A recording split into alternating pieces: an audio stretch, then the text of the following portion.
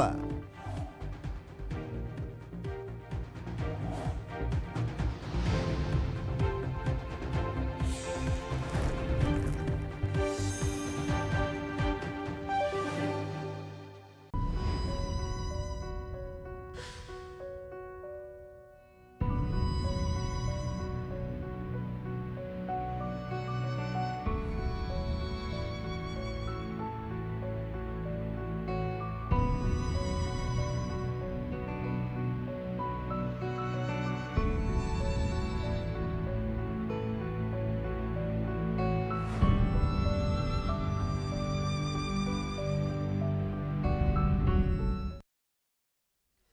नमस्कार, आप देख रहे हैं एएनबी न्यूज और मैं हूं आपके साथ लोकेश लकी जगवानी। और मैं हूं आपके साथ पल्लवी राजपूत। मजदूर जिनके हाथों ने ताजमहल से लेकर बड़ी बड़ी इमारतों को बनाया, लेकिन आज वही मजदूर विपदा की घड़ी में बेहाल है, बेबस है, बेघर है। जी हां, हम बात कर रहे हैं उन मजदूरों की जो लॉकडाउन में देश के अलग अलग राज्यों से अपने गांवों की ओर पलायन कर रहे हैं।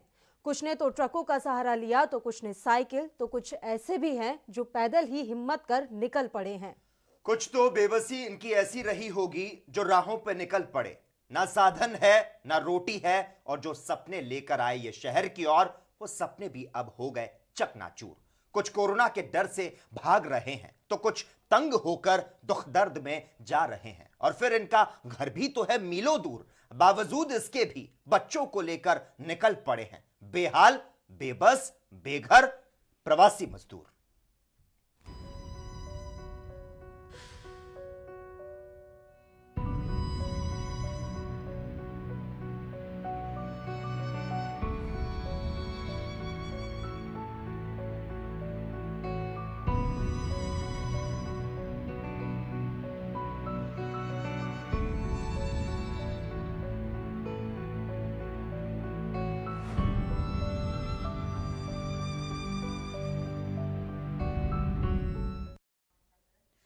एएनबी न्यूज के इस खास कार्यक्रम के पहले संस्करण में अपनी रिपोर्ट के माध्यम से हमने मजदूरों की बेबसी की कुछ तस्वीरें दिखाई थी आपको।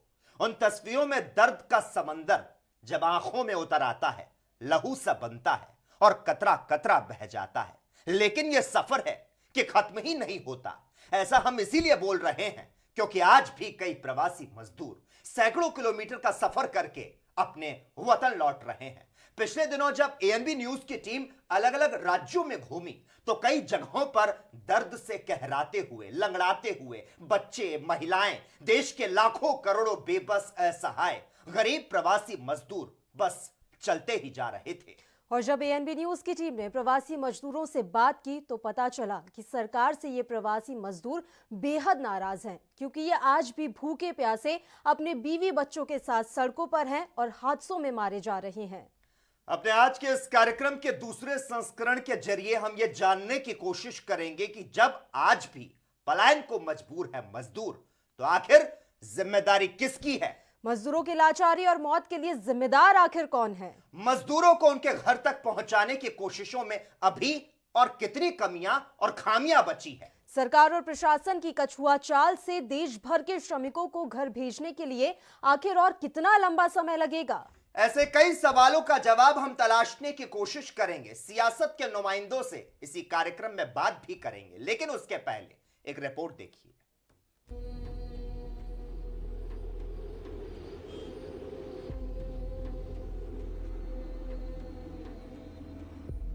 सुविधा नहीं मिला, हम लोग भूखे मर जाएंगे यहाँ कोरोना से, इसलिए हम लोग सरकार से विनती करते तो हमारे राज्य भेज दे मुजफ्फरपुर। बच्चे भूखा कर मर रहे हैं तो पैदा चल दिया तो नहीं खाएंगे, क्या करेंगे? जैसे अपने गांव आएंगे, अपने देश में रहेंगे, खाएंगे तो नहीं जा रहा है।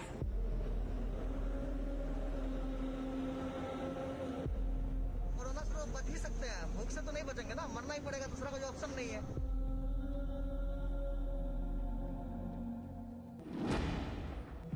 कब खत्म होगा ये सफर?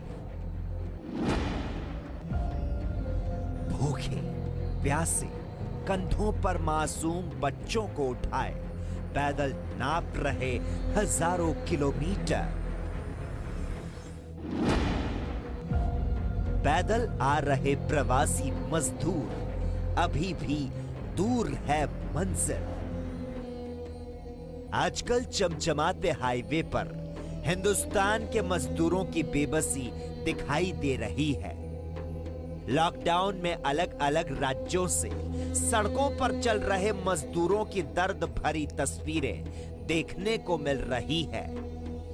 इन प्रवासी मजदूरों के दर्द इतने हैं कि जानकर आपकी आंखों में आंसू भर आएंगे।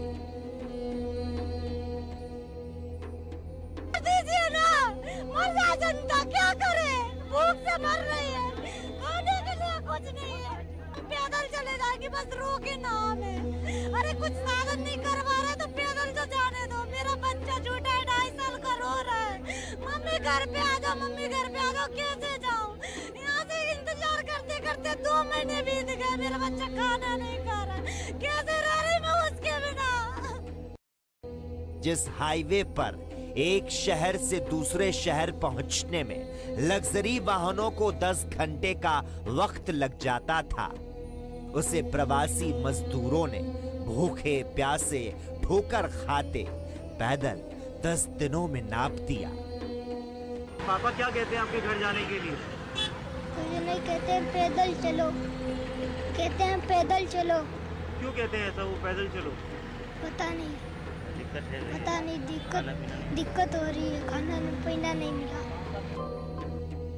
कोई दिल्ली से पैदल आ रहा है तो कोई जालंधर से पैदल चला जा रहा है, कोई बंगाल से साइकिल चलाकर आ रहा है तो कोई उड़ीसा से पैदल सड़क नापते आ रहा है।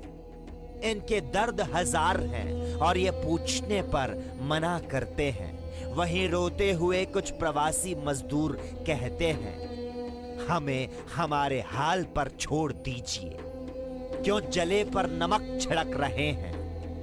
रोजी रोटी के लिए शहर की ओर गए थे, लेकिन कोरोना ने सब कुछ छीन लिया है।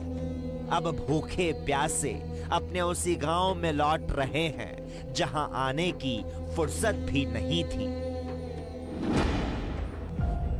बेबस मजदूर का क्या है कसूर, सबको घर लाओ हुजूर। अब कैसे भैया जाऊँ, चाहे कैसे जाऊँ? बच्चन को लेके साथ जाऊंगी, मकान मालिक भगा रहा है, खाक नहीं है तो हम क्या करूँगी? अब मजबूरी सामने है, कहाँ लौट के जाऊंगी? फिर वो भगागी, आएगी कि जाओ जाओ, नहीं तो किराया दो। तो किराया है नहीं तो कहाँ से दूँ? ये ठीक है कि सरकारी कर्मियों ने कोरोना वॉरियर्स की भूमिका को बेहतरीन तरीके से अंजाम दिया। सारा देश इस सच्चाई से वाकिफ है, लेकिन काफिलों में अपने घरों की तरफ बढ़ रहे मजदूरों का हादसों में मारा जाना दुखद है ही। उससे सरकारी तंत्र की कलई भी खुल रही है। इन वक्त के मारे मजदूरों के बच्चों और औरतों की मुसीबतों की कहानियां बयां करना भी आसान नहीं है। जरा सोचिए कि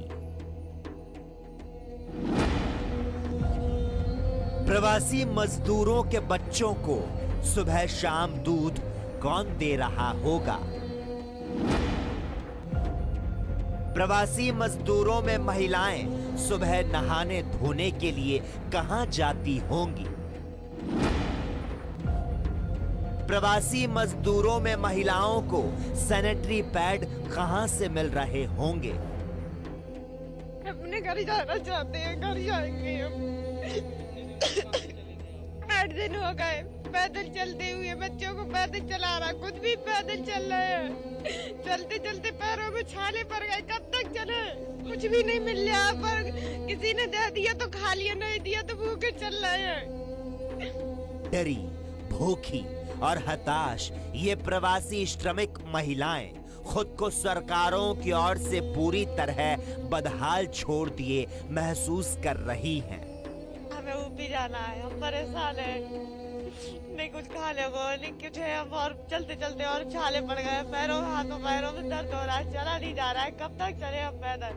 8 दिन हो गए हमें चलते हुए, अब हम ऊपी जाना चाहते हैं। हमारी कोई व्यवस्था करो, हमें घर पहुँचाओ। घर पे जाना चाह रहे हैं, हमें घर पे पहुँचाओ। कुछ मजबूरों से इसलिए कहला कि हमारे घर पे पहुंचा दो, हमें खाने को नहीं मिलता है, पहनने को नहीं मिलता है। मतलब हम काम कर रहा था, हमारा ठेकेदार भाग गया था मैं छोड़ के, और वहाँ से हम भागे थे, इसके हमारे बच्चों को खाने को नहीं दिया था किसी ने। तो हमने की बच्चों को ले अपने घर पहुँचाएंगे, तो रास्ते में कोई तुम जैसे भैया मिल जाते थे, वो हमें खिला देते थे, तो हम बच्चों को खिला देते, अपना खाते की बच्चों को खिलाते थे। पुलिस वाले मिल जाते, डंडे मारते, बच्ची बीमार पड़ गई है चलते चलते तत्वों में। अब हम घर जाना चाहते हैं, अभी इतने सुविधा कर दो, हम घर पहुँच जाए।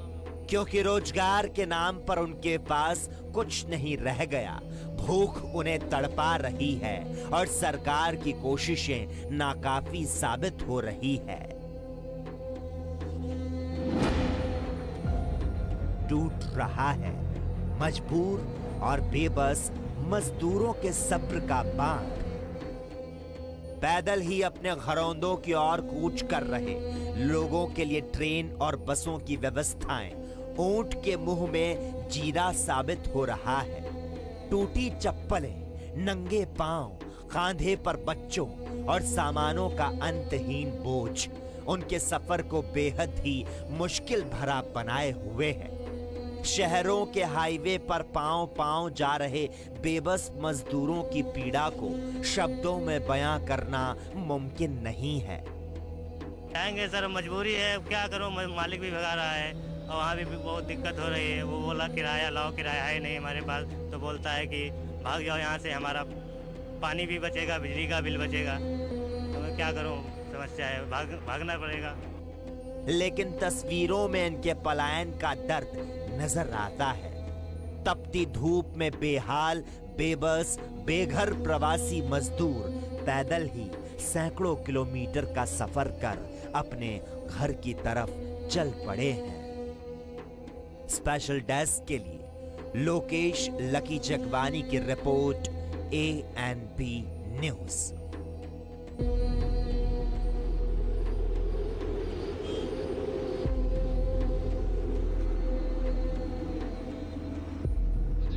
नहीं मिला, हम लोग भूख के मर जाएंगे यहाँ कोरोना से पहले, इसलिए हम लोग सरकार से विनती करते तो हमारे रांची भेज दे मुजफ्फरपुर। बच्चे भूखा कर मर रहे हैं तो पैदल चल दिया सर। तो नहीं खाएंगे, क्या करेंगे, वैसे अपने गाँव आएंगे, अपने गैस में रहेंगे, खाएंगे तो नहीं लगाएंगे।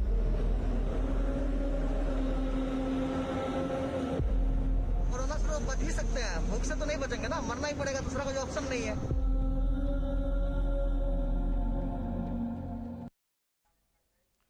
तो मजदूरों के अंतहीन सफर और उनकी बेबसी की यह तस्वीरें आपने इस रिपोर्ट में देखी। अब इस मुद्दे पर तमाम चर्चा करने के लिए इस वक्त हमारे साथ मेहमान भी जुड़ चुके हैं। बीजेपी नेता खेमचंद शर्मा इस वक्त लाइव हमारे साथ जुड़ चुके हैं और कांग्रेस नेता अनुज आत्रे इस वक्त लाइव हमारे साथ जुड़ चुके हैं। आप दोनों का बहुत बहुत स्वागत है ANP न्यूज में। धन्यवाद जी, थैंक यू। खेमचंद जी, सबसे पहले आप ही के पास आना चाहूंगा। एक बार फिर से एक बड़े हादसे ने मजदूरों को मौत की नींद में सुला दिया है, कितना दर्द है आप में, जानना चाहेंगे। बहुत ही दुखद है और मैं मारे हुए मजदूर भाई बहनों के परिवारों को सांत्वना दे। और ये दुखद घटना थी कि सुबह से मेरा जो दिल है या जो दिमाग है उनके लिए दुखी है और बिल्कुल ऐसा लग रहा है जैसे अपने परिवार या अपने गांव के भाई बहनों को हमने खोया है। ऐसी घटना कुछ समय पहले महाराष्ट्र में हुई। हम ऐसी घटनाएं और ना हो भविष्य में, उसके लिए सभी राज्य सरकारें मिलकर काम करें। जहां से मजदूर चल रहे हैं वो अच्छे से काम करें। आज पता चला ये मजदूर राजस्थान से आ रहे थे।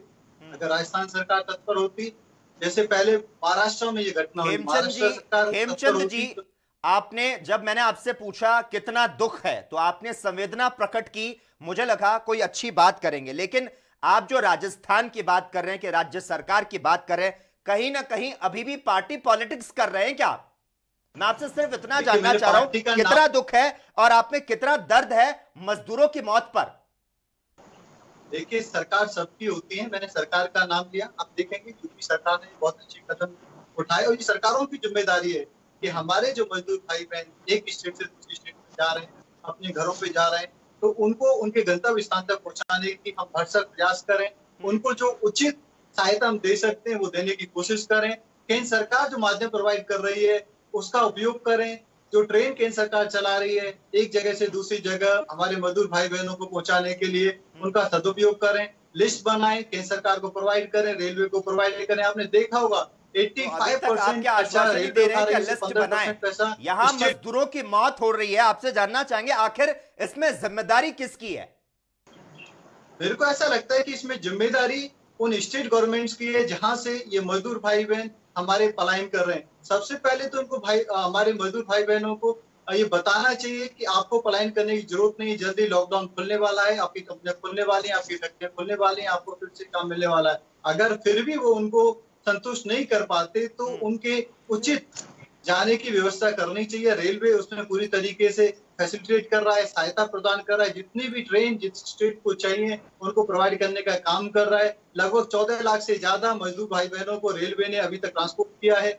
और केंद्र सरकार ने भी स्टेट गवर्नमेंट्स को बोला है अगर आपको जरूरत है तो आप बसों का भी उपयोग कर सकते हो। बिल्कुल, ये कछुआ चाल कैसी है और इसमें कितना समय लगेगा ये भी समझ में आ रहा है।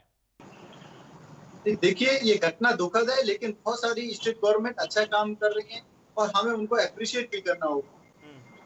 ठीक है, अनुज जी के पास चलते हैं, उनसे इसका जवाब ले लेते हैं। अनुज यात्री जी, देखिए जो तमाम इन्होंने जवाब दिया है खेमचंद जी ने, बात घूम फिर कर वहीं आ गई है कि राज्य सरकार की जिम्मेदारी है। चूंकि ये मजदूर राजस्थान से निकले थे और वहां पर आपकी सरकार है, यानी कि इस हादसे की जिम्मेदारी कांग्रेस सरकार की हुई।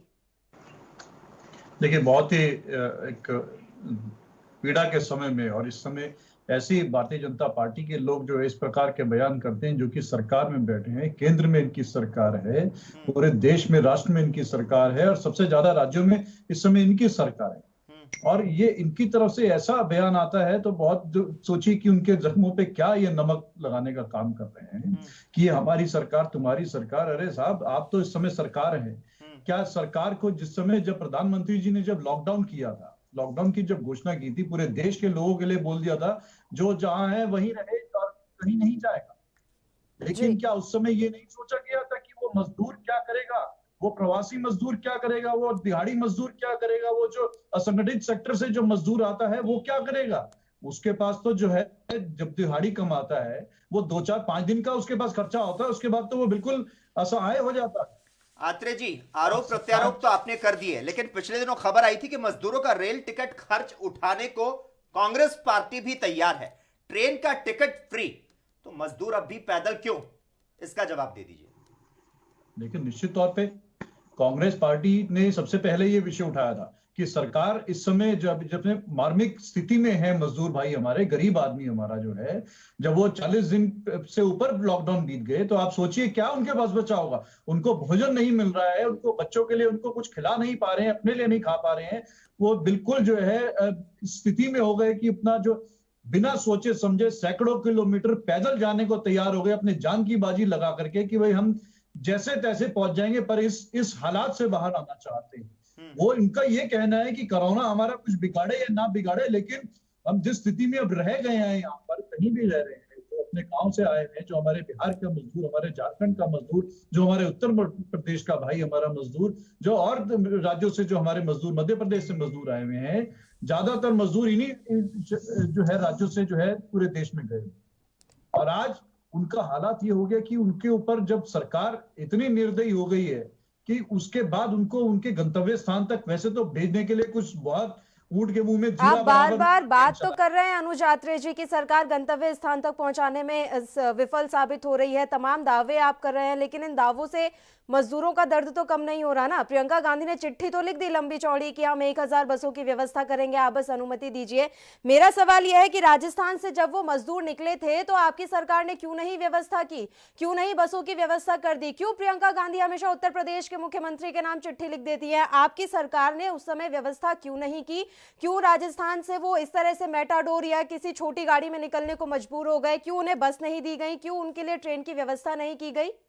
हाँ देखिए, ये जितनी भी कोविड-19 को लेकर के जो गाइडलाइंस आई हैं, सेंट्रल गवर्नमेंट तमाम राज्य सरकारों को गाइडलाइंस जारी कर रही है कि आपको क्या करना है क्या नहीं करना। पब्लिक ट्रांसपोर्ट जारी कर रहे हैं, लेकिन दावे तो आप कर रहे हैं ना। नहीं, सुन लीजिए मेरी बात, मेरे को कहने दीजिए। राजस्थान सरकार अपने स्टेट के लिए पास जारी कर सकता है, लेकिन उसके बाद हरियाणा का बॉर्डर बीच में आ जाता है। हरियाणा सरकार ना अपने यहाँ किसी को आने दे रही है ना किसी को जाने दे रही है। ये मामला सुप्रीम कोर्ट जाकर के पहुंचा है। आपको शायद जानकारी होगी कि हरियाणा ने तो बिल्कुल लॉकडाउन ऐसा लगा दिया कि वो किसी को आने जाने नहीं दे रहे हैं। तो वो मजदूर चोरी छिपे कहीं खेतों के रास्ते कहीं किसी रास्ते जो निकलने के जो मजबूर हो रहे, क्योंकि वो अपना जब बिल्कुल भूखे प्यासे हो गए। और केवल राजस्थान की बात हो रही है क्या? आप देखिए गुजरात में देखिए क्या हालात हुआ है। कर्नाटक सरकार ने तो वहां के मुख्यमंत्री ने येदियुरप्पा जी ने तो यहां तक कह दिया कि हम नहीं जाने देंगे किसी को भी, मजदूरों को कहीं नहीं जाने देंगे। ना वहां पर उनको भोजन मिल रहा है ना उनको जाने दिया जा रहा है। वेस्ट बंगाल सरकार ने भी यही हालात किया। लेकिन भारतीय जनता पार्टी की सरकार, उनके नेताओं को बंगाल की मुख्यमंत्री ममता बनर्जी की तो गलत जो हरकत वो तो दिखाई देगा कि वो मजदूरों के साथ अत्याचार कर रही है, लेकिन अपने ही सरकार के मुख्यमंत्री के ऊपर नहीं दिखाई दिया। और देखिए आज असम के मुख्यमंत्री ने भी कल आपत्ति जताई है। जो राहुल जी ने 4 दिन पहले कहा था, जिसको लेकर के तमाम भारतीय जनता पार्टी के नेताओं ने मजाक उड़ाया था कि ये जोन्स का जो डिस्ट्रीब्यूशन हुआ है, जोन्स को जो आइडेंटिफाई किया है केंद्र सरकार ने दिल्ली में बैठ के किया है कि कौन सा जिला कौन सा उसका क्षेत्र रेड जोन होगा, ऑरेंज होगा या ग्रीन होगा। ठीक है खेमचंद जी मैं आपके पास आना चाहूंगा। जिस तरह से तमाम बातें सामने निकल कर आ रही है, एक और आपकी पार्टी पर आरोप लगा कि कोरोना से तो बच गए लेकिन इन प्रवासी मजदूरों को सिस्टम ने मार दिया। इस पर आप क्या कहेंगे? देखिए अनुज भाई मेरे मित्र हैं, लेकिन वो कांग्रेस पार्टी से जुड़े हुए हैं, तो राहुल गांधी जी की तरह बोलने के लिए मजबूर हो गए। मैं आपको बता दूं कांग्रेस ने क्या किया, भारतीय जनता पार्टी ने क्या किया। भारतीय जनता पार्टी ने मजदूरों को सरकार के द्वारा प्रचुर मात्रा में उनको भोजन मिले इसकी व्यवस्था की है, सभी मजदूरों को भोजन मिले इसकी व्यवस्था की है। भारतीय जनता पार्टी की सरकार ने मजदूरों को एक स्थान से दूसरे स्थान जाने के लिए उनको ट्रांसपोर्ट का माध्यम मिले, रेलवे की व्यवस्था की गई है। 15 लाख के आसपास मजदूरों को अभी तक ट्रांसपोर्ट किया गया है। और जितनी भी डिमांड सोचिए बोलते हुए ये दृश्य सामने आ रहा है। पार्टी की जो सरकारें हैं, खेमचंद जी तमाम आप बातें कह रहे हैं भारतीय जनता पार्टी ने क्या किया क्या नहीं किया। भारतीय जनता पार्टी के मुख्यमंत्री सीएम योगी आदित्यनाथ का कल का बयान आपको बता देता हूं कि जो भी मजदूर उत्तर प्रदेश में आएंगे या यहां से गुजरेंगे, अधिकारी उनके ठहरने खाने सुरक्षा की व्यवस्था करेंगे। लेकिन दुख की बात है कि उत्तर प्रदेश के मुख्यमंत्री, भारतीय जनता पार्टी के मुख्यमंत्री योगी आदित्यनाथ के निर्देशों को अधिकारी ही गंभीरता से नहीं ले रहे।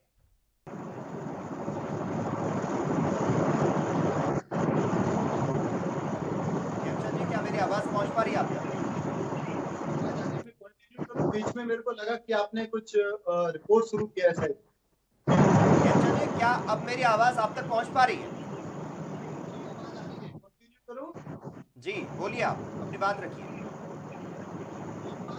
अब क्या आप देखेंगे कांग्रेस के मित्र हमारे कहते थे कि भारतीय जनता पार्टी को 2 से 3% कमीशन 5% का उसको पैकेज देना चाहिए। आप देखेंगे हमारी सरकार ने लगभग 10% का राहत पैकेज दिया। खेमचंद जी आपकी आवाज दरअसल हम तक साफ नहीं पहुंच पा रही है। हम नेटवर्क को दुरुस्त करने की कोशिश करते हैं, हम फिर से जुड़ेंगे आपसे। अनुज अत्री जी लगातार मौजूद है हमारे साथ।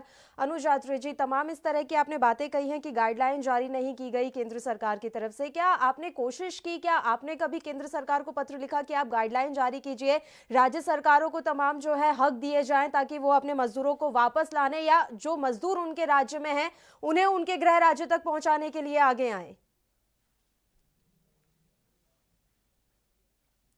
अनुज अत्री जी तक भी शायद हमारी आवाज़ नहीं पहुंच पा रही है। तो आपको बता दें कि आज औरैया में एक बार फिर दर्दनाक हादसे की खबर सामने आई है। औरैया से जो सुबह तस्वीरें आई वो वाकई में विचलित कर देने वाली थी। एक सड़क हादसे में 24 मजदूरों की मौत हो गई। ये मजदूर राजस्थान से निकले थे अपने घर जाने को, लेकिन उनके घर पहुंची तो सिर्फ उनकी मौत की खबर। अनुज अत्री जी, क्या मेरी आवाज अब आपके पास पहुंच पा रही है? हाँ, मुझे आपकी आवाज। अनुज अत्री जी, मेरा आपसे सवाल था कि जिस तरह से मुख्यमंत्री योगी आदित्यनाथ ने दिशा निर्देश दिए, क्या लगता है जो अधिकारी हैं वे ही उनके आदेशों को, उनके निर्देशों को अनदेखी कर रहे हैं? देखिए निश्चित तौर पे जो है सरकारें बैठ करके, इनकी भारतीय जनता पार्टी की कमरों में, ऐसी कमरों में बैठ करके तो बहुत बड़े बड़े दावे करती हैं, बहुत बड़ी बड़ी घोषणाएं करती हैं ये। ऐसा प्रतीत होता है कि ना जाने कि इनकी घोषणाओं से पूरे देश में सब कुछ ठीक चल रहा है और सबके लिए बहुत कुछ अच्छा हो रहा है, लेकिन जब जमीन पर जाकर के देखते हैं तो देखिए इतनी दर्दनाक तस्वीरें देखने को मिलती हैं, जो आपके चैनल में भी देखने को मिल रही हैं, तो ये सब बातें इनकी हवा हवाई हो जाती हैं। न केवल उत्तर प्रदेश की बात करें, अगर हम पूरे देश की बात करें तो अभी 20 लाख करोड़ रुपए का पैकेज प्रधानमंत्री जी ने घोषणा की थी, तो पूरे देश की जनता में, गरीब आदमी से लेकर के हर वर्ग के आदमी में एक बहुत बड़ा एक ऊर्जा का संचार हुआ, एक उनमें कहीं ना कहीं खुशी आई कि कुछ चीज सबको कुछ ना कुछ मिलेगा। लेकिन अब ये 4 दिन से देख रहे हैं जिस प्रकार से ये वित्त मंत्री जी का एक सीरियल शुरू हो गया, ये धारावाहिक इन्होंने चला दिया है किस्तों में, और आज तक उनका खत्म नहीं हुआ कि अभी न जाने अभी कल भी चलेगा, परसों भी चलेगा, लेकिन अभी तक किसी की समझ में नहीं आया कि किसको क्या मिल रहा है। वो लोग चाहते थे, गरीब आदमी को इस समय क्या चाहत है, उसको चाहिए कि किसी तरह से उसको नगद की सहायता हो, उसको थोड़ा बहुत नगद मिलता, ताकि वो जो जिस प्रकार से आदमी बिल्कुल कैश स्ट्रेस हुआ पड़ा है, गरीब आदमी के अनुज पास जी, कुछ नहीं बचा है। दो मुद्दे दरअसल आप मिक्स यहाँ पर कर रहे हैं। 20 लाख करोड़ का पैकेज एक अलग मुद्दा है और हम मजदूरों की आज यहाँ बात कर रहे हैं कि वो किस तरह से सड़कों पर हैं और सड़क हादसों में मारे जा रहे हैं, उनके क्या कुछ हक है, ये अलग मुद्दा है। दो मुद्दों को मिक्स मत कीजिए सर। और रही बात 20 लाख करोड़ के पैकेज की, कैश लेने की, उस पर तो भारतीय जनता पार्टी आप पर आरोप लगा रही है कि अवसर में भी आप घोटाले की संभावनाएं ढूंढ रहे हैं, तभी आपको कैश चाहिए।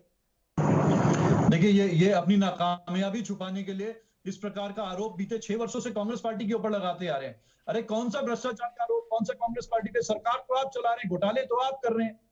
हम तो ये कह रहे हैं खेमचंद जी से इसका जवाब ले लेते हैं, इस सवाल का जवाब खेमचंद जी से ले लेते हैं। सर, सीधा सा सवाल है, ये ना सिर्फ कांग्रेस का, पूरे देश का सवाल है। ठीक है, आपने 20 लाख करोड़ रुपए का पैकेज दिया, ये आप बहुत अच्छी कोशिश कर रहे हैं अर्थव्यवस्था को दुरुस्त करने के लिए। बात यहाँ पर यह है कि फौरी राहत क्यों नहीं दी जा रही है? क्यों मजदूर आज भी सड़कों पर है? फौरी राहत के लिए क्यों नहीं कुछ किया जा रहा? मैडम, फौरी राहत दी जा रही है। मजदूरों को क्या चाहिए? मजदूरों को सबसे पहले जहाँ पे है वहां पे उनको भोजन की व्यवस्था चाहिए। हमने भोजन की व्यवस्था देने का काम किया है। मजदूरों को क्या चाहिए? जहाँ पे वो नौकरी कर रहे हैं उनकी कंपनियों को एम्पावर किया जाए ताकि उनकी नौकरी ना जाए। हमारी सरकार ने 24% ईपीएफ का जो पैसा है वो सरकार के द्वारा देने का काम किया है। हमारी सरकार ने एमएसएमई जो छोटी कंपनियां हैं उनको आप देखेंगे बिना किसी गारंटी के, गवर्नमेंट की गारंटी पे उनको लोन देने का या उनको सपोर्ट देने का काम किया है। अगर आपकी सरकार लिक्विडिटी रहेगी, आपकी सरकार तो जो प्रवासी मजदूर हैं जिनकी मौत हुई है उनको मुआवजा भी दे रही है। क्या 2 लाख के मुआवजे से उन प्रवासी मजदूरों की जिंदगी लौट आएगी? देख नहीं रही है, क्योंकि कांग्रेस का जो ओपिनियन है वो नेगेटिव ओपिनियन है, वो सिर्फ और सिर्फ राजनीति करना चाहती है। आपसे जान रहा हमारे हूं, मित्र अनुज जो क्या कह रहे मुआवजा थे आपकी सरकार ने दिया है, क्या उससे उन प्रवासी मजदूरों की जिंदगी लौट आएगी जिनकी मौत हो गई है? स्टेप बाय स्टेप अलग अलग सेक्टर्स को एड्रेस कर रहे हो। अलग अलग सेक्टर्स के लिए जो अच्छे काम मोदी जी कर रहे हैं या उन्होंने जो प्लानिंग की है वो लोगों को बताने का काम कर रहे हैं। लोगों सर, आप ये बताइए ना, मजदूरों की मौत का जो ये सफर है आखिर कब थमेगा? आप सिर्फ मुआवजे की बातें कर रहे हैं, यहां पर मौतें पे मौतें हो रही है। क्योंकि स्टेट्स को भी कुछ जिम्मेदारी अपनानी है। अनफॉर्चुनेटली आपने देखा होगा सिर्फ और सिर्फ कांग्रेस रूल कुछ स्टेट्स में, जिसमें महाराष्ट्र, राजस्थान और पंजाब आदि हैं, उन्होंने जो 15% पैसा मजदूरों की बात कर, हमारे पार्टी पॉलिटिक्स क्यों खेल रहे हैं यहाँ पे? वो देने से मना किया और राजनीति करने के लिए वो कहते हैं कि सोनिया जी की रसोई चल रही है। सोनिया जी की रसोई अगर आप देखेंगे, आपने कैमरा ने देखा होगा, कहीं भी आपको दिखाई नहीं देगी। आपको मजदूरों की पेट की भूख नजर आती है? लेकिन क्या उनके पांव में छाले नजर आते हैं? क्या उनके कंधे पर बोझ नजर आता है? और मीलों की दूरी जो नाप रहे हैं वो नजर आता है या नहीं आता? सिर्फ और सिर्फ आरोप लगाने सर, पार्टी पॉलिटिक्स कर रहे हैं यहाँ पर। आपको बता दूं, भारतीय जनता पार्टी की सरकार मजदूर भाई बहनों को एम्पावर करने के लिए पूरी तरीके से सीरियस है। आपने देखा और किस तरीके से 1,60,000 करोड़ से ज्यादा। खेमचंद शर्मा जी, आप जो ये तमाम आंकड़े यहाँ पेश कर रहे हैं ना सर, ये आने वाले समय में इसका प्रभाव दिखेगा। अभी फौरी राहत नहीं मिल रही है और सवाल बार बार यही हो रहा है कि फौरी राहत क्यों नहीं मिल रही है? आपके ये 1 लाख करोड़ का असर दिख रहा है क्या सड़कों पर? नहीं, आपके 1 लाख करोड़ का असर दिख रहा है क्या खेमचंद जी?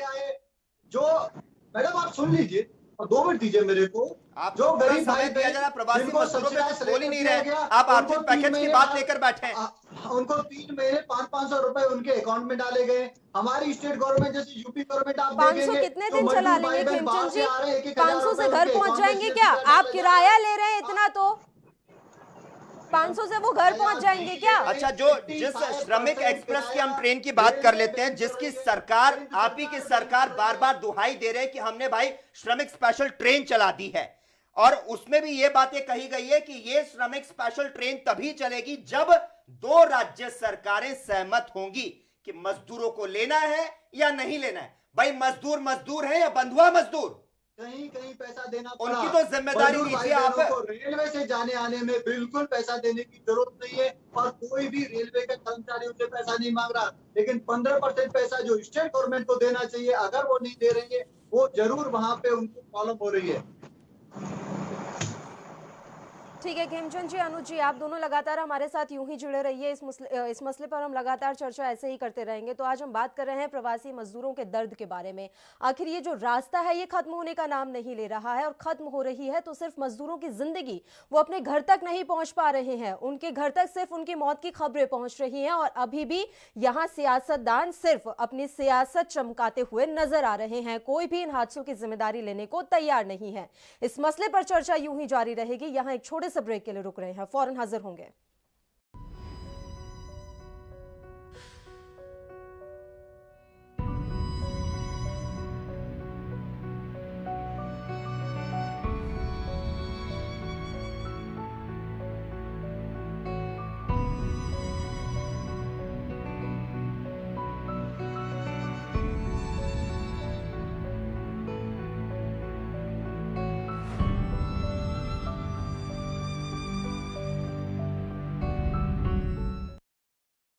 ਵਾਇਰਸ ਦੇ ਫੈਲਾਅ ਦੇ ਮੱਦੇਨਜ਼ਰ ਪੰਜਾਬ ਸਰਕਾਰ ਵੱਲੋਂ ਇਹ ਫੈਸਲਾ ਲਿਆ ਗਿਆ ਹੈ ਕਿ ਜਿਹੜੇ ਵਿਅਕਤੀ ਵਿਦੇਸ਼ਾਂ ਜਾਂ ਦੇਸ਼ ਦੇ ਹੋਰ ਸੂਬਿਆਂ ਤੋਂ ਪੰਜਾਬ ਵਾਪਸ ਆ ਰਹੇ ਹਨ, ਉਹਨਾਂ ਨੂੰ 14 ਦਿਨ ਲਈ ਘਰ ਵਿੱਚ ਏਕਾਂਤਵਾਸ ਵਿੱਚ ਰੱਖਿਆ ਜਾਏਗਾ ਅਤੇ ਸਿਹਤ ਟੀਮਾਂ ਉਹਨਾਂ ਦੀ ਨਿਯਮਿਤ ਜਾਂਚ ਕਰਨਗੀਆਂ। But Y? ਕੋਰੋਨਾ ਇੱਕ ਮਹਾਮਾਰੀ ਹੈ ਜੋ ਜਾਣੇ ਅਣਜਾਣੇ ਤੁਹਾਨੂੰ ਵੀ ਹੋ ਸਕਦੀ ਹੈ, ਅਤੇ ਅਸੀਂ ਨਹੀਂ ਚਾਹੁੰਦੇ ਕਿ ਕੋਈ ਵੀ ਇਸ ਬਿਮਾਰੀ ਨੂੰ ਆਪਣੇ ਸਗੇ ਸੰਬੰਧੀਆਂ ਅਤੇ ਹੋਰ ਲੋਕਾਂ ਵਿੱਚ ਫੈਲਾਵੇ। ਘਰ ਦੇ ਵਿੱਚ ਏਕਾਂਤਵਾਸ ਕਿਵੇਂ ਰੱਖਿਆ ਜਾਏਗਾ? ਸਵੈ ਘੋਸ਼ਣਾ ਦੇਣੀ ਹੋਵੇਗੀ ਅਤੇ ਘਰੇਲੂ ਏਕਾਂਤਵਾਸ ਲਈ ਸਾਰੇ ਦਿਸ਼ਾ ਨਿਰਦੇਸ਼ਾਂ ਦੀ ਸਖਤੀ ਨਾਲ ਪਾਲਣਾ ਕਰਨੀ ਹੋਵੇਗੀ ਤਾਂ ਜੋ ਬਿਮਾਰੀ ਦੇ ਫੈਲਾਅ ਨੂੰ ਰੋਕਿਆ ਜਾ ਸਕੇ। ਇੱਕ ਖੁੱਲੇ, ਹਵਾਦਾਰ ਅਤੇ ਵੱਖਰੇ ਕਮਰੇ ਵਿੱਚ ਰਹੋ। ਜੇ ਪਰਿਵਾਰ ਦੇ ਨਾਲ ਰਹਿਣਾ ਹੈ ਤਾਂ 1 ਮੀਟਰ ਦੀ ਦੂਰੀ ਬਣਾ ਕੇ ਰੱਖੀ ਜਾਵੇ। ਹਰ ਸਮੇਂ ਸਰਜੀਕਲ ਮਾਸਕ ਪਾਓ। ਮਾਸਕ ਨੂੰ ਹਰ 6 ਤੋਂ 8 ਘੰਟਿਆਂ ਬਾਅਦ ਬਦਲੋ। ਡਿਸਪੋਜ਼ੇਬਲ ਮਾਸਕ ਨੂੰ ਦੁਬਾਰਾ ਵਰਤੋਂ ਵਿੱਚ ਨਾ ਲਿਆਓ ਅਤੇ ਮਾਸਕ ਨੂੰ ਨਿਰਧਾਰਿਤ ਤਰੀਕੇ ਨਾਲ ਨਸ਼ਟ ਕੀਤਾ ਜਾਵੇ। ਹੱਥਾਂ ਨੂੰ ਵਾਰ-ਵਾਰ ਸਾਬੁਨ ਨਾਲ ਧੋਵੋ ਜਾਂ ਫਿਰ 70% ਐਲਕੋਹਲ ਯੁਕਤ ਸੈਨੀਟਾਈਜ਼ਰ ਦਾ ਇਸਤੇਮਾਲ ਕਰੋ। ਇੱਧਰ ਉੱਧਰ ਨਾ ਘੁੰਮੋ। ਘਰ ਅੰਦਰ ਬਜ਼ੁਰਗਾਂ, ਗਰਭਵਤੀ ਮਹਿਲਾਵਾਂ, ਬੱਚਿਆਂ ਅਤੇ ਹੋਰ ਬਿਮਾਰੀ ਨਾਲ ਗ੍ਰਸਤ ਵਿਅਕਤੀਆਂ ਤੋਂ ਦੂਰ ਰਹੋ। ਕੋਈ ਵੀ ਚੀਜ਼ ਘਰ ਦੇ ਮੈਂਬਰਾਂ ਨਾਲ ਸਾਂਝੀਆਂ ਨਾ ਕਰੋ। ਜੇ ਖਾਂਸੀ, ਬੁਖਾਰ, ਸਾਹ ਲੈਣ ਵਿੱਚ ਤਕਲੀਫ ਦੇ ਲੱਛਣ ਦਿਖਾਈ ਦਿੰਦੇ ਹਨ ਤਾਂ ਉਕਤ ਵਿਅਕਤੀ ਵੱਲੋਂ ਤੁਰੰਤ ਨਜ਼ਦੀਕੀ ਸਿਹਤ ਕੇਂਦਰ ਜਾਂ ਹੈਲਪਲਾਈਨ ਨੰਬਰ 104 ਤੇ ਕਾਲ ਕਰਕੇ ਸੂਚਿਤ ਕੀਤਾ ਜਾਵੇ। ਪੰਜਾਬ ਸਰਕਾਰ ਵੱਲੋਂ ਜਨਹਿਤ ਵਿੱਚ ਜਾਰੀ।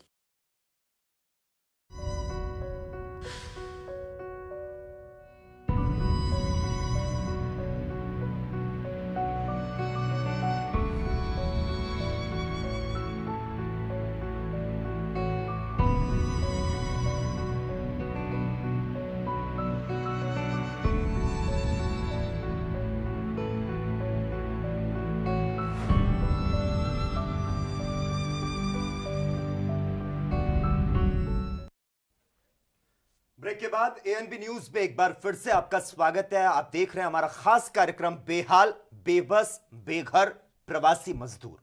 पेट की भूख, पांव में छाले, कंधे पर बोझ और मीलों की दूरी नापे बिना ही कुछ मजदूर घर की तरफ निकल पड़े, लेकिन घर नहीं पहुंचे। घर पहुंची तो इनकी मौत की खबर। और एक बार फिर सब कुछ टूटकर बिखर गया। दरअसल एक बार फिर से एक हादसे ने मजदूरों को मौत की नींद सुला दिया। तो वहीं घायलों की जुबानी यूपी हादसे की कहानी को अगर बयां करें तो उनका यह कहना है कि पैसे मांगने पर ठेकेदार गालियां देता था। ट्रक पर सो रहे थे, अचानक से तेज आवाज आई और बोरियों के नीचे दब गए। एक रिपोर्ट देखिए।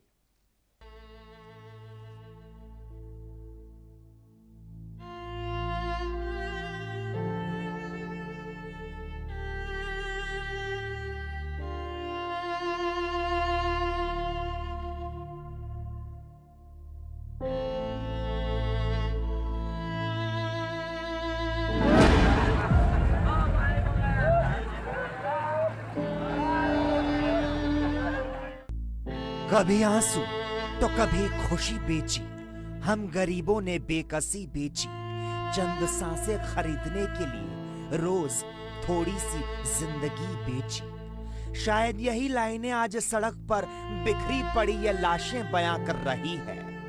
पिछले 50 से भी ज्यादा दिनों से घुट घुट कर जी रहे मजदूरों से जब यह घुटन बर्दाश्त नहीं हुई तो वो जैसे तैसे कर घरों से निकल पड़े। रास्ते में जो मिला उसमें सवार हो गए और घर की तरफ निकल पड़े।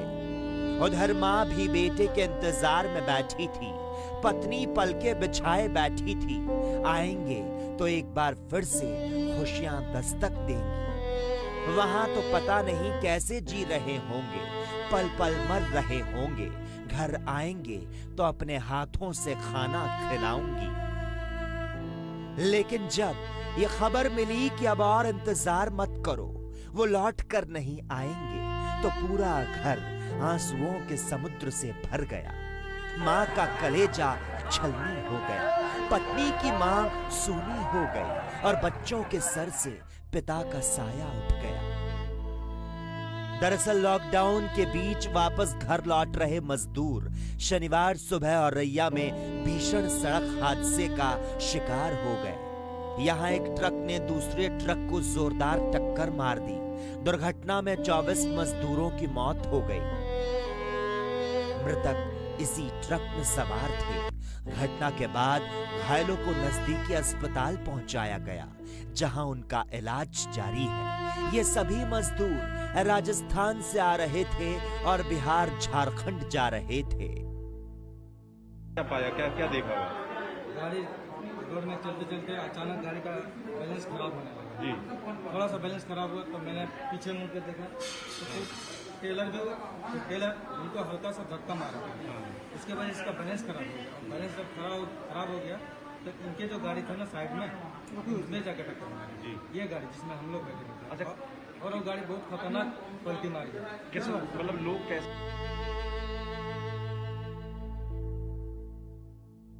उधर मामले की जानकारी मिलने के बाद प्रशासनिक अधिकारियों के होश फाख्ता हो गए। आनन फानन में पुलिस टीम मौके पर पहुंची और राहत बचाव कार्य में जुट गई। औरैया जिले का प्रशासन और पुलिस सुबह से ही राहत और बचाव के कार्य में लगी हुई है और हाईवे को पूरी तरह से खोल दिया गया है और अब यातायात पूरी तरह से चल रहा है। कितनी कैजुअल्टी है सर? 24 लोगों की इस घटना में अब तक मृत्यु हुई। वहीं इस हादसे पर औरैया की सीएमओ अर्चना श्रीवास्तव ने बताया कि दुर्घटना में कुल 24 लोगों की मौत हुई और 22 घायलों का इलाज जारी है। इनमें 15 गंभीर रूप से घायल हैं, जिन्हें सैफई पीजीआई रेफर किया गया। ये लोग राजस्थान से बिहार और झारखंड जा रहे थे। अभी आज सुबह जो हमारे यहाँ घटना हुई है हमारे जिले में एक्सीडेंट की, उसमें जो है हमने 22 लोग ज़्यादा जो गंभीर थे उनको रेफ़र किया है सैफई मेडिकल कॉलेज। 12 लोग अभी हमारे यहाँ भर्ती हैं और 24 हमारे यहाँ मृत आए थे, ब्रॉड डेड थे।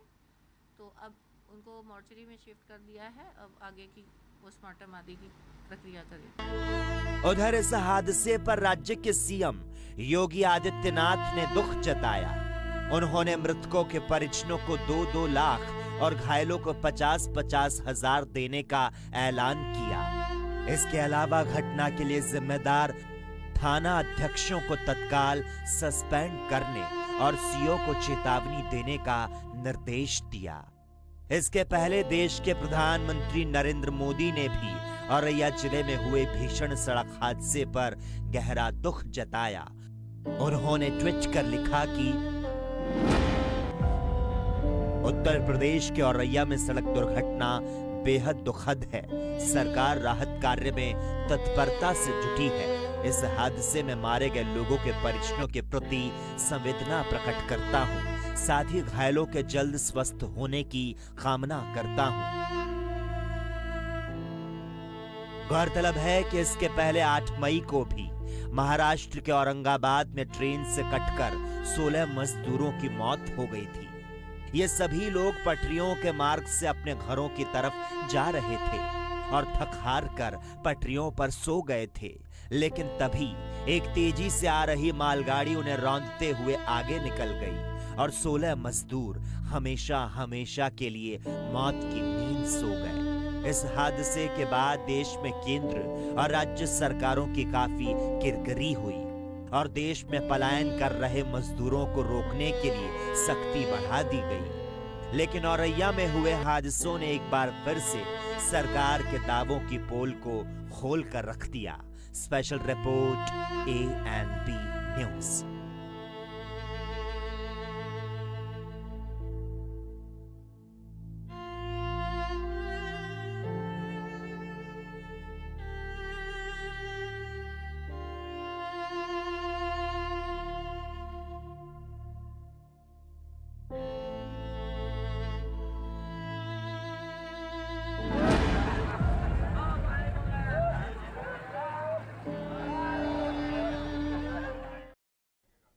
वाकई में हृदय विदारक है ये तस्वीरें। एक के बाद एक कई हादसे हो रहे हैं और इन हादसों में मजदूरों की जान जा रही है।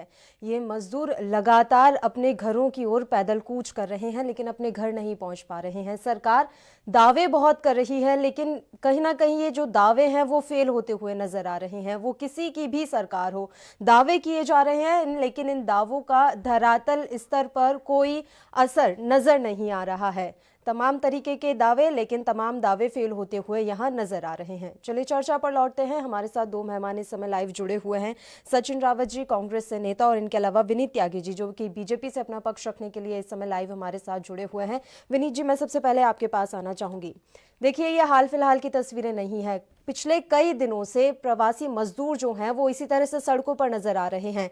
आपने किराया फ्री कर दिया, आपने ट्रेन चला दी, आपने बसों का इंतजाम कर दिया, आप कह रहे हैं कि आपने रहने खाने का इंतजाम किया है। उसके बाद भी सड़क पर इतनी भारी संख्या में प्रवासी मजदूर आखिर क्या कर रहे हैं, क्यों है ये सड़क पर?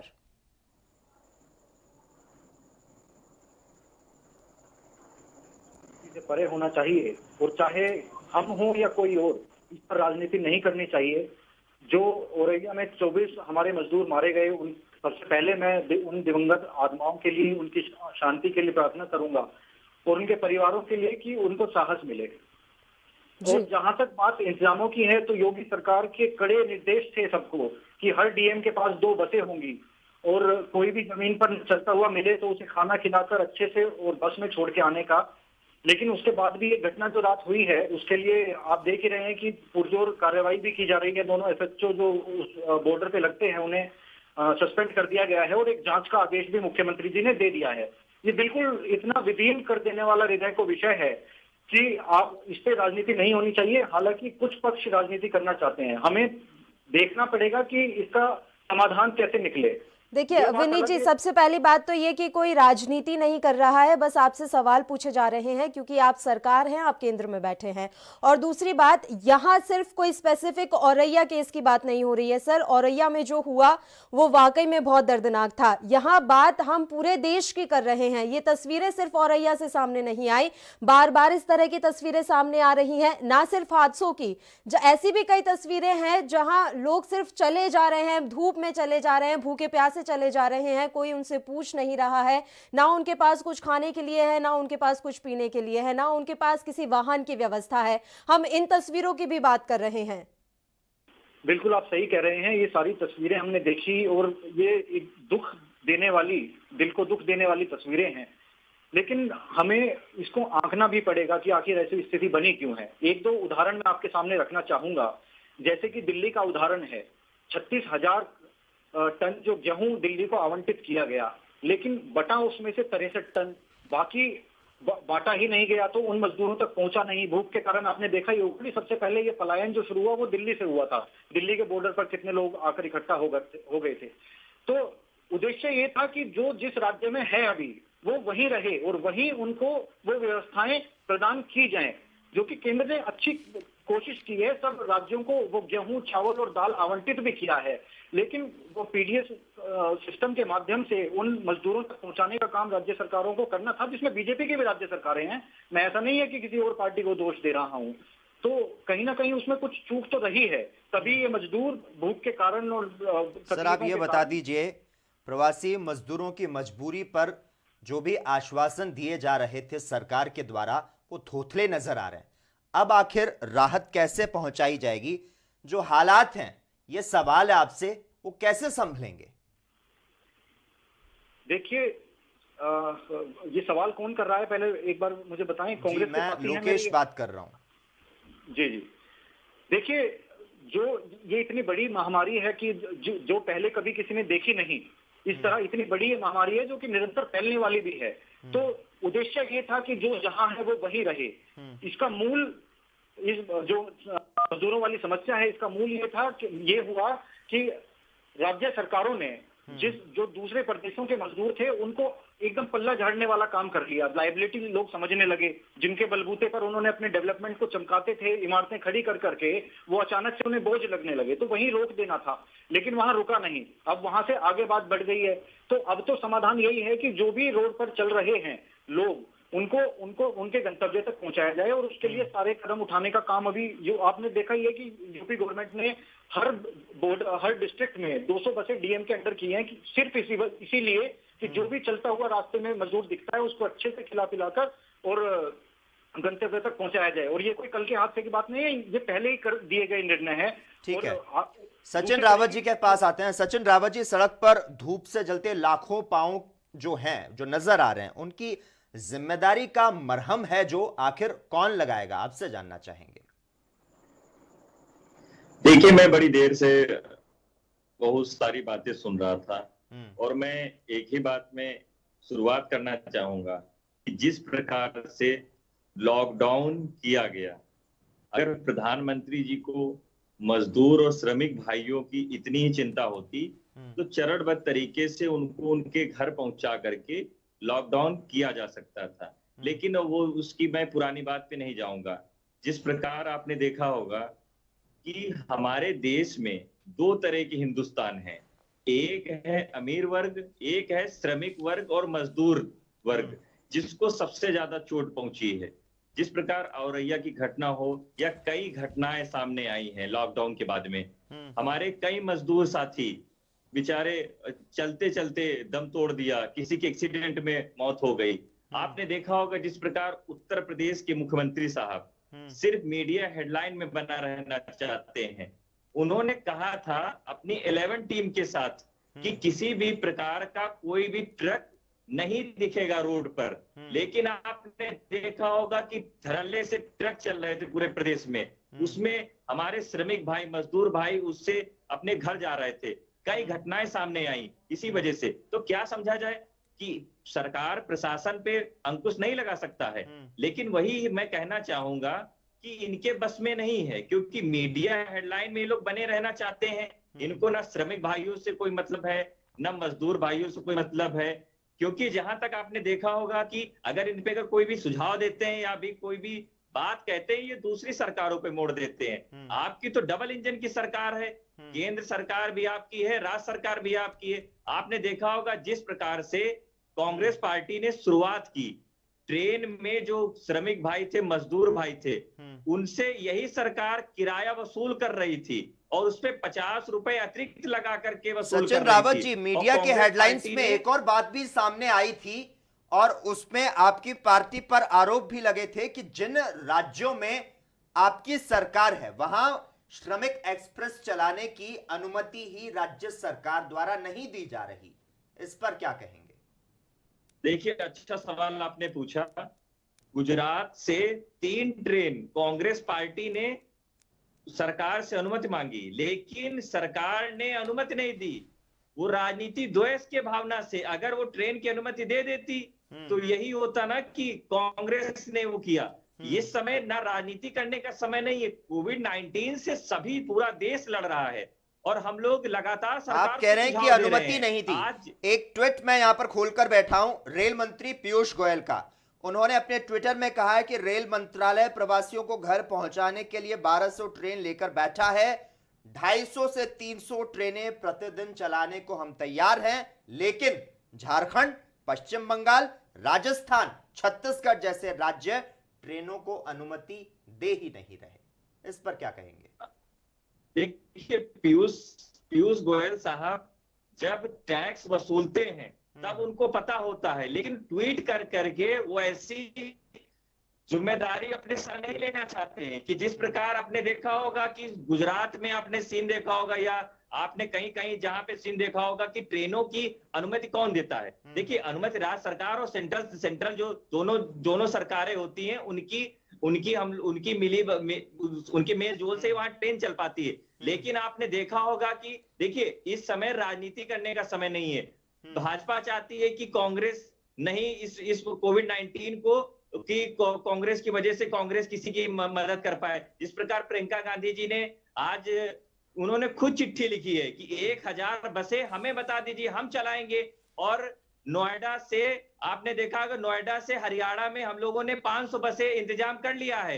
1-2 दिन में हम लोग खुद ही बसों से अपने मजदूर लेकर आएंगे। विनीत जी के पास आते हैं, वो कहना चाहते हैं कुछ। विनीत जी, इन्होंने जैसे कहा कि रेल मंत्री ट्विटर पर तो काफी फेमस रहते हैं लेकिन जिम्मेदारियों को नहीं समझते हैं। मजदूरों को लेकर सियासी बाजार जो है वो तो गर्म है, लेकिन यह भी एक बात आई जब विदेशों में एनआरआईज की बात करें या वहां पर जो फंसे भारतीय हैं उनको विमान से लाया जा सकता है, उनके रहने का, उनके खाने पीने का इंतजाम किया जा सकता है। जो देश में प्रवासी मजदूर फंसे हैं उनका गुनाह क्या है? जो आने वाले लोग हैं यहाँ पर, उनको विमान से ही लाया जा सकता था, और श्रमिक ट्रेन इसलिए ही तो मजदूरों के लिए चलाई गई जिससे उनको गंतव्य तक पहुंचाया जाए। लेकिन अब मैं ये बात कहना नहीं चाहता था, लेकिन अब मेरे भाई ने मुझे मजबूर कर दिया है। जो औरैया में भी जो ज्यादातर मजदूर थे वो झारखंड और वेस्ट बंगाल का ही थे, जो दिल्ली से और शुरू करके और बंगाल तक का अपना सफर पूरा कर रहे थे और यूपी से होकर गुजर रहे थे। मैं ये नहीं कह रहा कि हमारी कोई जिम्मेदारी उसमें उत्तर प्रदेश की नहीं थी, लेकिन आपको ये भी समझना पड़ेगा कि अगर बंगाल और झारखंड उन श्रमिक ट्रेनों को अप्रूवल दे देती, उनको डिमांड करती पीयूष गोयल जी से, तो ये नौबत कभी आती नहीं ना, वो श्रमिक ट्रेन से ही निकल जाते। लेकिन हुआ क्या है यहाँ पर कि इन राज्यों ने अब तक वो तैयारी ही नहीं की, ये वो लायबिलिटी नहीं लेना चाहते कि वो लोग हमारे यहाँ पर आएंगे, हम उनको कैसे संभालेंगे, क्योंकि सिस्टम खड़ा किया नहीं है कोई। अब तक इतना जो समय बीता है उसमें कोई काम खड़ा किया नहीं है कि क्वारंटाइन कैसे करेंगे, टेस्ट कैसे करेंगे, सिस्टम आपने बनाया नहीं है। तो सरकार उनके विभागों से जुड़े जो अफसर हैं, दूसरे मुलाजिम हैं, ये क्यों नहीं ये जिम्मेदारी उठाते हैं कि जो प्रवासी मजदूर हैं उन्हें उनके घर तक पहुंचाया जाए? उत्तर प्रदेश की बात कर लीजिए, वहां के जो अधिकारी हैं वो आखिर कब तक जागे? जब मौतें हो गई तब। देखिए, बिल्कुल बिल्कुल, इसमें जो औरैया, स्पेसिफिकली औरैया वाली जो घटना है उसमें लापरवाही तो अधिकारियों की रही है, उसके ऊपर जांच के आदेश भी योगी आदित्यनाथ जी ने दे दिए हैं। लेकिन साथ में आप ये भी देखिए कि जो ट्रेन चलाने वाली बात है, जब तक बंगाल या झारखंड जहां भी जो गंतव्य है वहां के नोडल ऑफिसर्स का अप्रूवल नहीं मिलेगा, जो कि राज्य सरकार के अंतर्गत आते हैं, तब तक कोई ट्रेन ऐसे थोड़ी ना भेज देंगे भर के, कि जब तक वहां की राज्य सरकार का अप्रूवल है नहीं आप यहाँ से। राज्य सरकारों ने कुछ कहा उससे पहले ही तो तमाम दावे और वादे आपकी सरकार ने किए, वो दावे और वादे कहां गए?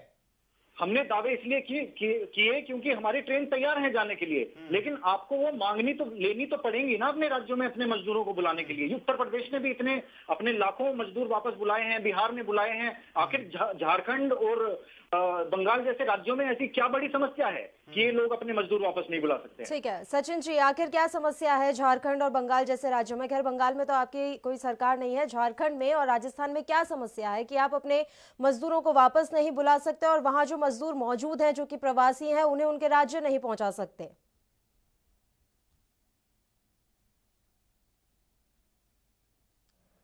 पहले अगर मुंबई से और पंजाब से और हरियाणा से मजदूरों को लाने का काम किया था तो वहां की सरकार ने किया था, और उन्होंने सबसे मुंबई की आप बात कर रहे हैं सचिन जी, सबसे ज्यादा पलायन ही महाराष्ट्र से हुआ है, आप कहाँ मुंबई की बात कर रहे हैं? देखिए, मैं बात बता रहा हूँ कि जिस प्रकार मुंबई में जो लोग फंसे थे उनको बसों से लाने का काम सबसे पहले झारखंड की सरकार ने किया था। आपने देखा होगा कि सबसे पहले वहां की बसें लगा करके और उन्होंने उद्धव सरकार से बात करके जो झारखंड के श्रमिक भाई थे उनको वहां ले जाने का काम किया था। और दूसरी एक और बात मैं बताना चाहूंगा कि जितने मजदूर साथी हैं, श्रमिक साथी हैं, अब वो अगर सुरक्षित तरीके घर अगर पहुंच जाए तो उनको वहीं की राज्य सरकार रोजगार मुहैया कराने का काम करना चाहिए, क्योंकि आपने देखा पहुंच होगा तो जाएं सबसे सचिन ज्यादा जी, अगर पहले मजदूर पहुंच तो जाएं, वो अपने गृह राज्य पहुंच तो जाएं। रोजगार मुहैया कराने की बात तो बहुत आगे की है, पहले पहुंच तो बिल्कुल जाएं। बिल्कुल सवाल यहाँ पर ये है। देखिए इसी वजह से आदरणीय प्रियंका गांधी जी ने खुद चिट्ठी लिखी है और हमारे प्रदेश अध्यक्ष लल्लू जी आज खुद लोक भवन में जाकर के मुख्यमंत्री जी को ज्ञापन देकर के आए हैं कि 1000 बसें हमें अनुमति दे दीजिए, हम अपने मजदूर श्रमिक भाइयों को लेकर के आएंगे। अगर आपकी इच्छा शक्ति और आपके पास कोई प्रकार की अगर चीजें नहीं है तो हम लोग लेकर के आएंगे, क्योंकि मजदूर साथी राष्ट्र राष्ट्र का निर्माण करता है और हमारा भाई है जो वहां रुका हुआ है। अगर उसको कोई भी परेशानी होती है तो उसके लिए कांग्रेस पार्टी और सभी लोग खड़े रहे। तो आपको नहीं लगता राज्य सरकारों की जो अक्षमता है और जो ये श्रमवीर है उनके लिए कहीं ना कहीं संवेदनहीनता भी नजर आ रही है? अगर हम राजस्थान की बात कर लें तो राजस्थान हाईकोर्ट में सरकार से जवाब मांगा गया कि पैदल मजदूरों के लिए ई पास या एनओसी जो है उसकी आखिर जरूरत क्यों है? जो ये औपचारिकताएं की जा रही है राजस्थान सरकार द्वारा, क्या आपको नहीं लगता कि मजदूरों को इससे परेशानियों का सामना भी करना पड़ रहा है, अगर आप कह रहे हैं कि आप उनके हमदर्द हैं? देखिए, जहां तक मजदूरों की बात है, क्योंकि मजदूर तबका जो होता है ना वो ज्यादा पढ़ा लिखा होता है, ना उसके पास में ज्यादा कागजात होते हैं, वो सिर्फ और सिर्फ रोजी रोटी के लिए दूसरे राज्यों में काम करता है। अगर सरकार ने ऐसे फैसले लिए हैं तो सरकार को दोबारा सोचना चाहिए। मैं कोई निगलेक्ट नहीं कर रहा हूं आपकी बात जी, और वहां की सरकारों को एक बार दोबारा से जो भी मजदूर साथी हैं, आज देखिए किसी का ना धर्म देखना है ना मजहब देखना है, ये देखना है कि इंसानियत। अगर वहां पे श्रमिक मजदूर है, अगर उसको जरूरतमंद अगर वहां चीजें उपलब्ध हो जा रही है तो ठीक है, अगर वो घर जाना चाहता है तो उसको सरकारें पूरी तरीके सुरक्षित घर छोड़ने का काम करना चाहिए, सरकार को जिम्मेदारी लेते हुए पहुंचाना चाहिए। और अय्या की घटना की अगर बात कर लें तो आप ही की सरकार वाले राज्य से चले थे ये लोग मजदूर, तब आपकी पार्टी कहां थी? मैं वही बता रहा हूं। देखिए, राजस्थान से देखिए ट्रक जो है राजस्थान बॉर्डर से प्रवेश हुए, लेकिन आपने देखा होगा जिस प्रकार ट्रक क्यों चल रहे हैं, जब हमारे पास बसें हैं, ट्रेन है और ट्रक जो होता है उसको सरकारों ने रोका। लेकिन वही मैं बता रहा हूं कि प्रशासन जो होता है वो और जो वहां की पुलिस होती है लोकल, वो सिर्फ अवैध वसूली के चक्कर में इन लोगों को पास करा देती है और मजदूर बेचारा हमारा इतना कमजोर होता है कि उसको घर जल्दी जाने की होती है और वो चाहता है कि कैसे भी मैं घर पहुंचूं। करेंगे क्या? जब उन्हें रोजगार नहीं मिलेगा, खाने को नहीं मिलेगा तो हर कोई अपने घर जाना चाहेगा ऐसी परिस्थिति में। विनीत जी, आखिरी सवाल मैं आपसे ले रही हूँ, हमारे पास समय की भी थोड़ी कमी है। सीधा सा सवाल है, छोटा सा सवाल है, ये स्थितियां कब सुधरेंगी, कब इस तरह की तस्वीरें आना बंद होंगी? आप केंद्र में हैं, आप चाहें तो इन मजदूरों का जो दर्द है उसे कम कर सकते हैं और आप चाहें तो उन्हें उनके हाल पर छोड़ सकते हैं। नहीं, बिल्कुल उनके हाल पर उन्हें छोड़ने का ना पहले था और ना अब है। केंद्र सरकार पूरी संवेदनशीलता के साथ उनके लिए कदम उठा रही है और राज्य सरकार भी उठा रही है। जो यूपी का भी मैंने उदाहरण दिया, ऐसी जो घटनाएं हैं औरैया की ऐसी ना हो, इसके लिए केंद्र और राज्य दोनों को कोऑर्डिनेशन में काम करना पड़ेगा और संवेदनशीलता के साथ काम करना पड़ेगा। और जो एडमिनिस्ट्रेशन है, प्रशासन जो है, उसके ऊपर और मुझे लगता है सख्ती की जरूरत है कि इतने कड़े ऑर्डर्स होने के बाद भी अगर ऐसी चूक हुई है तो थोड़ा सा और सख्ती बरतने की जरूरत है। ठीक है, बहुत बहुत शुक्रिया विनीत जी, सचिन जी, आप दोनों हमारे साथ जुड़े, इस महत्वपूर्ण चर्चा में आप दोनों शामिल हुए। तो जिस तरह तंग होकर ये मजदूर गए हैं, जिस तरह दुख दर्द लेकर ये मजदूर गए हैं, जिस तरह इनके मालिकों ने इन्हें धोखा दिया है, क्या उस दर्द और घाव को ये मजदूर भुला पाएंगे? और इनमें से कितने होंगे जो घाव को नासूर न बनाएंगे? कितने होंगे जो गमों को सहते फिर शहर की ओर वापस आएंगे? कितने होंगे जो फिर मन से सेवा कर पाएंगे? आखिर कोरोना का विषाणु कितनों को निगल जाएगा? आखिर कब तक बेहाल बेबस बेघर को ये अपना शिकार बनाएगा? शायद तब तक पूरे देश का नक्शा ही बदल जाएगा। इसी के साथ ही इस कार्यक्रम में इतना ही। नमस्कार।